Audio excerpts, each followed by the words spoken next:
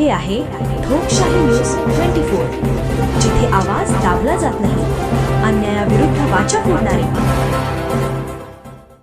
कोपरगावात महार वतन जमिनीवरून बेमुदत धरणे आंदोलन सुरू, 1000 कोटींच्या घोटाळ्याचा आरोप. कोपरगाव शहरानजीक साईबाबा चौक परिसरातील महार वतनाच्या 50.33 एकर जमिनीच्या वादावरून आज मोठे आंदोलन पेटले असून संबंधित जमिनीची परस्पर वाटणी करून सुमारे 1000 कोटी रुपयांचा घोटाळा केल्याचा आरोप करत शेतकऱ्यांनी बेमुदत धरणे आंदोलन सुरू केले आहे. या प्रकरणी संबंधितांवर अॅट्रॉसिटी ॲक्ट अंतर्गत गुन्हा दाखल करण्याची मुख्य मागणी आंदोलनकर्त्यांनी केली आहे. आज सकाळी 10 वाजता भारतरत्न डॉक्टर बाबासाहेब आंबेडकर स्मारकासमोर हे आंदोलन सुरू करण्यात आले असून महिलांचा मोठ्या प्रमाणावर सहभाग दिसून आला.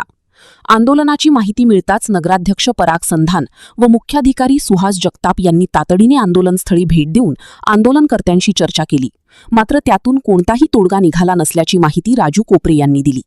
याबाबत सविस्तर माहिती अशी की कोपरगाव ग्रामीण हद्दीतील गट क्रमांक 5, 6, 7, 8, 9 हे पूर्वीचे गट क्रमांक 4 महार वतनाची जमीन असून पुढे सिटी सर्वे क्रमांक 1935 असा करण्यात आला आहे.